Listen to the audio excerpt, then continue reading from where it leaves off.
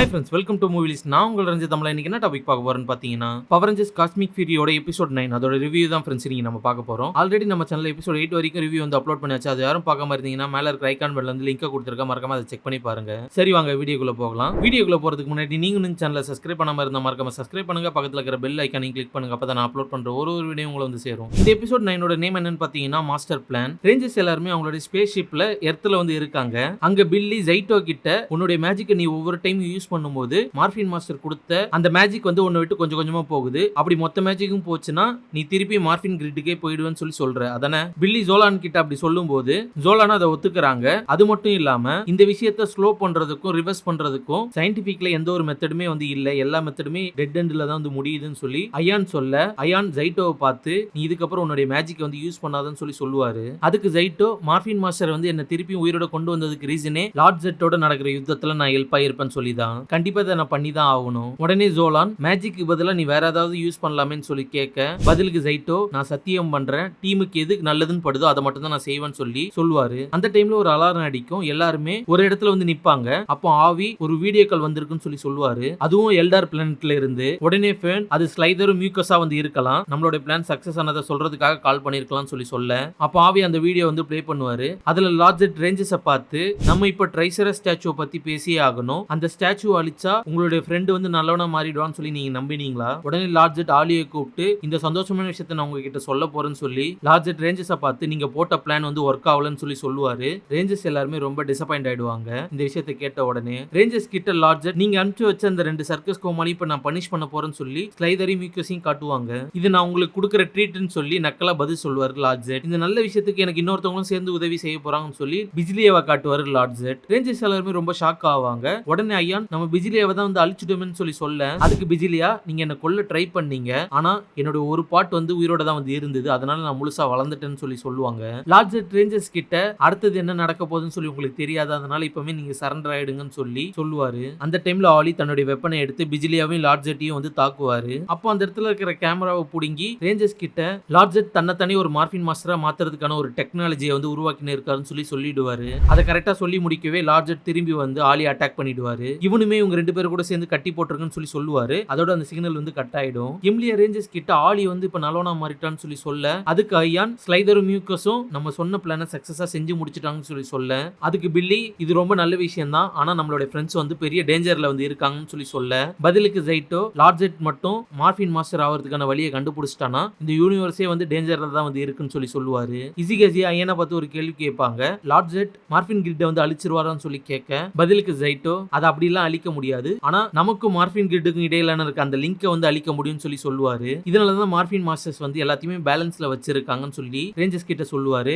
மார்பின் கிரிட்டை பாதுகாக்கிறதுக்கு வந்து இப்ப யாருமே வந்து இல்ல, லார்ஜெட் மார்பின் கிரிட் கிட்ட போனாலே அது ஒரு பெரிய டிசாஸ்டரா தான் வந்து இருக்கும்னு சொல்லுவாரு. பதிலுக்கு எம்லியா நம்ம எப்படியாவது மார்பின் மாஸ்டர் அடைச்சு வச்சிருக்க அந்த மாஸ்டர் கேப்டிவேட்டர் ஆலி மத்தவங்களையும் நம்ம திருப்பி கொண்டு வந்தே ஆகணும்னு சொல்லுவாங்க.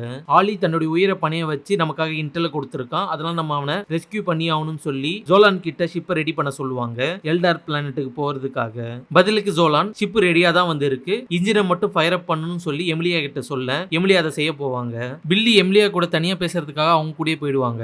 எம்லியா கிட்ட பில்லி எங்களுடைய மென்டரான ஜோர்டனோட சொந்த கிரகம் வந்து எல்டார் தான், அந்த கிரகத்தை லார்ஜெட் வந்து தனக்கு கீழே வச்சிருக்கிறத நினைச்சு அவன் ரொம்பவே பெருமைப்படுவான், அதனால அந்த ஃபைட் அவன் ரொம்ப ஈஸியா விட்டு கொடுத்துட மாட்டான், நீங்க வரது அவனுக்கு கண்டிப்பா தெரியும், அதனால கண்டிப்பா ஒரு ட்ராப்பை செட் பண்ணி வச்சிருப்பான்னு சொல்லி எம்லியா கிட்ட சொல்ல, பதிலுக்கு எம்லியா இதுக்கு முன்னாடி நாங்க பெரிய ப்ராப்ளத்தெல்லாம் ஃபேஸ் பண்ணிருக்கோம், அது மட்டும் இல்லாம இப்போ உங்க டீமும் எங்க கூட வந்து இருக்குன்னு சொல்லி பில்லியை பார்த்து சொல்ல, பதிலுக்கு பில்லி நாங்க இந்த ஃபைட்ல வந்து சண்டை போட போறது இல்ல, லார்ஜெட்டோட ஆர்மி இந்த யூனிவர்ஸ் ஃபுல்லா பரவி இருக்கு, அதை எடுத்து சண்டை போறதுக்காக என் டீமோட நான் போறேன்னு சொல்றதுக்காக வந்தேன்னு சொல்லுவாரு. அது மட்டும் இல்லாம இப்ப நீ கொஞ்சம் வெயிட் பண்ணனா மத்த ரேஞ்சர்ஸ் டீமும் ஃப்ரீ ஆனதுக்கு அப்புறமா எல்லா ரேஞ்சர்ஸும் சேர்ந்து போய் அட்டாக் பண்ணா வின் பண்றதுக்கான வாய்ப்பு அதிகம், ஆனா நீ இப்ப போனா நீ தனியா தான் போய் ஆகணும்னு சொல்லுவாரு. பதிலுக்கு எமிலியா நீங்க சொல்றது எனக்கு புரியுது, இந்த ரெஸ்கியூ மிஷன் தான் என் டீமுக்கு கரெக்டான முடிவு, லார்ஜெட் வந்து மார்பின் மாஸ்டரா மாறிட்டானா அவனை யாராலையும் தடுக்க முடியாது. இதெல்லாம் கேட்ட பில்லி எமிலியா சொன்னதை புரிஞ்சுக்கிட்டு நீ வந்து ஒரு நல்ல லீடர்னு சொல்லி வாழ்த்திட்டு அந்த மிஷனுக்கு வழி அனுப்பிச்சு வைப்பாரு. ரேஞ்சர்ஸ் எல்லாருமே அவங்க ஷிப் மூலமா பிளானட் எல்டாருக்கு வந்து சேர்ந்துருவாங்க. இவங்க வரதை தெரிஞ்சுக்கிட்ட ஒரு மான்ஸ்டர் வந்து ஜெயிண்டா மாறி ரேஞ்சர்ஸ் அட்டாக் பண்ண வரும். ரேஞ்சர்ஸும் அவங்களுடைய மெகாஜோட எடுத்துட்டு போய் அந்த மான்ஸ்டர் கூட சண்டை போடுவாங்க.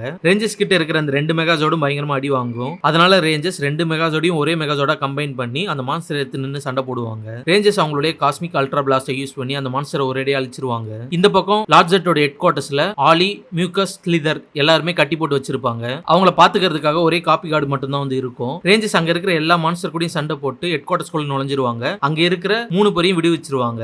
ஆலிக்கும் மத்த ரேஞ்சர்ஸ்க்கும் நடுவுல ஒரு சின்ன ரீயூனியன் நடக்கும். அப்பதான் ஆலி லார்ஜெட்டோட மொத்த பிளானையும் ரேஞ்சர்ஸ் கிட்ட சொல்லுவாரு. மாஸ்டர் கேப்டிவேட்டர் யூஸ் பண்ணி மார்பின் மாஸ்டரோட மொத்த எனர்ஜியுமே அவனுக்குள்ள டிரான்ஸ்ஃபார்ம் பண்ணி மார்பின் மாஸ்டரா மாறது தான் அவனுடைய மொத்த பிளான்னு சொல்லி சொல்லுவாரு. இதை கேட்ட ஜைட்டோ உடனே அவனை தடுத்து நிறுத்தணும்னு சொல்லி அங்கிருந்து கிளம்பும் போது அந்த ஹெட் குவார்டர்ஸோட என்ட்ரன்ஸ் கேட் வந்து மூடிடும். அப்போ பிஜிலியா ஆலோகிராம் மூலமா ரேஞ்சர்ஸ் கிட்ட இந்த மொத்த கேசலுமே 20 செகண்ட்ல வெடிச்சு செதற போகுதுன்னு சொல்லி சொல்லுவாங்க.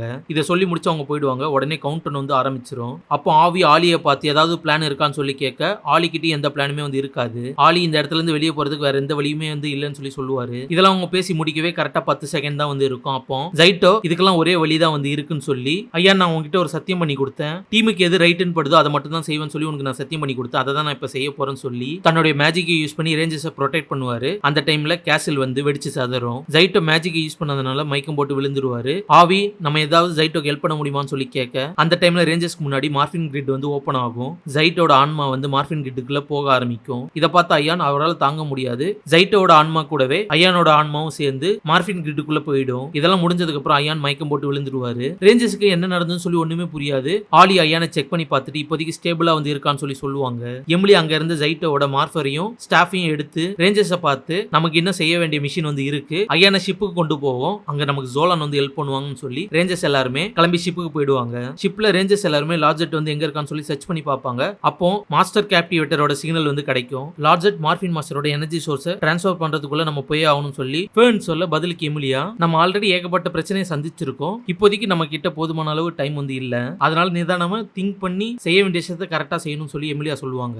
எமிலியா சொன்னதை ஆலியோ வந்து அக்செப்ட் பண்ணி லார்ஜெட் வந்து மார்பின் மாஸ்டரா மாறிட்டானா அவன் ரொம்ப ஸ்ட்ராங்காவே வந்து இருப்பான், அவனை எதிர்த்து சண்டை போடுறதுக்கு நமக்கு ஒரு சூப்பர் வெப்பன் வேணும்னு சொல்லி ரேஞ்சர்ஸோட வெப்பனை வந்து எல்லாத்தையும் கம்பைன் பண்றதுக்கான பிளானை வந்து ஜோலான் கிட்ட சொல்லுவாரு ஆலி. அந்த பிளானை எக்ஸிக்யூட் பண்ணுவாங்க. அப்ப ஜோலான் ஜைட்டோட மாஃபர் வந்து பார்க்கும்போது அது ப்ளூ கலர்ல வந்து க்ளோ ஆகிட்டு இருக்கும். அப்படியே கட் பண்ணி லார்ஜெட் இருக்கிற இடத்த காட்டுவாங்க. அங்க லார்ஜெட் மார்பின் மாஸ்டரோட மொத்த எனர்ஜியுமே வந்து அவருக்குள்ள டிரான்ஸ்ஃபார்ம் பண்ணி இருப்பாரு. ரேஞ்சர்ஸும் அந்த இடத்துக்கு வந்துருவாங்க. அந்த இடத்துல லார்ஜெட் மார்பின் மாஸ்டரோட மொத்த எனர்ஜியுமே தனக்குள்ள டிரான்ஸ்ஃபார்ம் பண்ணிக்கிட்டு அவரே வந்து ஒரு மார்பின் மாஸ்டரா வந்து மாறிடுவாரு. அவருடைய பவரை மத்தவங்களுக்கு காட்டுறதுக்காக மவுண்டன்ல வந்து ஜெட் போடுவாரு. இதெல்லாம் பார்த்த ஈஸியா இது பாக்குறதுக்கு ஜெட் மாதிரி வந்து இல்ல என் மாதிரி வந்து இருக்குன்னு சொல்லி கலாய்ப்பாங்க. இது எதை பத்தியுமே கவலைப்படாத லார்ஜெட் வந்து என்ன யாராலையும் தோக்கடிக்க முடியாதுன்னு சொல்லி ரேஞ்சர்ஸை பார்த்து சொல்ல, இது எல்லாத்துக்கும் காரணம் ஆலிதான் சொல்லி ஆலியை கை காட்டி பேசுவாரு. அவனையே இந்த இடத்துக்கு கூட்டு வந்தீங்க, அவனால பவரஞ்சரா கூட வந்து மாற முடியாதுன்னு சொல்லி கலாய்ப்பாரு. பதிலுக்கு ஆலி, என்னால மார்க் பண்ண முடியாதுன்னு சொல்லி உனக்கு தெரியுமான்னு சொல்லிட்டு பவரஞ்சரா வந்து மாறுவாரு. எல்லா ரேஞ்சர்ஸுமே அவங்களுடைய வெப்பன்ஸை வந்து ஜாயின் பண்ணி காஸ்மிக் பிளாஸ்டரை வந்து உருவாக்குவாங்க.